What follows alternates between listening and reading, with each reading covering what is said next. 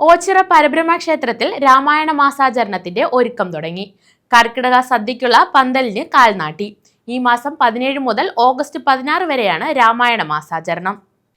ഓച്ചിറ പരബ്രഹ്മ ക്ഷേത്രത്തിൽ രാമായണ മാസാചരണത്തിന്റെ ഒരുക്കം തുടങ്ങി. കർക്കിടക സദ്യക്കുള്ള പന്തലിന്റെ കാൽനാട്ട് കർമ്മം നടന്നു. ജൂലൈ 17 മുതൽ ഓഗസ്റ്റ് 16 വരെയാണ് രാമായണ മാസാചരണം. രാമായണ പാരായണം, കർക്കിടക സദ്യ, പ്രഭാഷണങ്ങൾ, കലാപരിപാടികൾ, രാമായണ പ്രഭാഷണ മത്സരം, രാമായണ പ്രശ്നോത്തരി തുടങ്ങി വിപുലമായ പരിപാടികളാണ് രാമായണ മാസത്തോടനുബന്ധിച്ച് സംഘടിപ്പിച്ചിട്ടുള്ളത്. കർക്കിടക സദ്യയുടെ പന്തലിന്റെ കാൽനാട്ട് കർമ്മം ക്ഷേത്ര ഭരണസമിതി സെക്രട്ടറി BS വിനോദ് നിർവഹിച്ചു. ഇവിടെ സൂചിപ്പിച്ചതുപോലെ ഭക്തജനങ്ങൾക്ക് ബുദ്ധിമുട്ടില്ലാത്ത തരത്തിൽ വരുന്ന മുഴുവൻ ആളുകൾക്കും മഴ നനയാതെ, വെയിൽ കൊള്ളാതെ കുറേയൊക്കെ നിൽക്കാനുള്ള പന്തലുകളും ഒക്കെ നമ്മൾ സൗകര്യപ്പെടുത്തുന്നുണ്ട്. അതോടൊപ്പം തന്നെ പ്രഭാഷണം, ആധ്യാത്മിക പ്രഭാഷകരെയും അതോടൊപ്പം തന്നെ കുറച്ച് ചെറുപ്പക്കാരെ കൂടി നമ്മൾ ഈ പ്രഭാഷണത്തിൽ പങ്കെടുപ്പിക്കുന്നുണ്ട്. വിദ്യാർത്ഥികളെ പ്രഭാഷണത്തിലും രാമായണവുമായി ബന്ധപ്പെട്ട മറ്റ് ക്വിസ് മത്സരങ്ങളിലുമൊക്കെ ഇതിന്റെ ചടങ്ങിന്റെ ഭാഗമായി നമ്മൾ സംഘടിപ്പിക്കുന്നുണ്ട്. വൈകുന്നേരങ്ങളിൽ ക്ഷേത്രകലയുമായി ബന്ധപ്പെട്ട ക്ഷേത്രകലകൾ അവതരിപ്പിക്കാനുള്ള സാഹചര്യങ്ങൾ ഒരുക്കുന്നുണ്ട്. 10,000-കണക്കിന് ആളുകളാണ് ഈ കർക്കിടക സദ്യ കഴിക്കാനായി വരുന്നത്.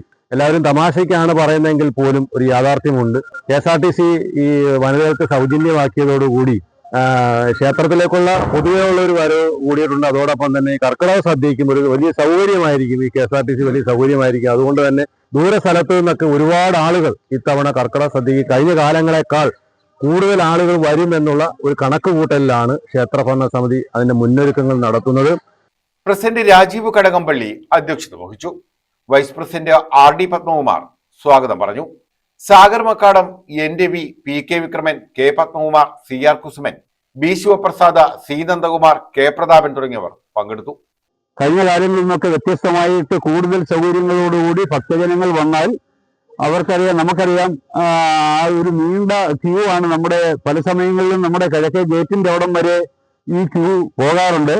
അതൊക്കെ അവസാനിപ്പിച്ചുകൊണ്ട് അവർക്ക് എവിടെയെങ്കിലും ആ ക്യൂ നിൽക്കാതെ തന്നെ ക്യൂവിൽ വലിയ ബുദ്ധിമുട്ടുണ്ടാകാത്ത തരത്തിൽ അത് അറേഞ്ച് ചെയ്ത് ഇത് കൊടുക്കുന്നത് ഭഗവാന്റെ നേർച്ചയാണ്, അല്ലെങ്കിൽ ഭഗവാന്റെ വഴിപാടാണ് കൊടുക്കുന്നത്. അതുകൊണ്ട് അത്രയും ബുദ്ധിമുട്ടിക്കാതെ അവരെ ഭക്തജനങ്ങളെ യാതൊരു വിധമായിട്ടുള്ള ബുദ്ധിമുട്ടുകളും ഉണ്ടാക്കാത്ത രീതിയിലുള്ള ക്രമീകരണങ്ങളാണ് ഇവിടെ ഏർപ്പാട് ചെയ്തിരിക്കുന്നത്. News bureau, Ochira.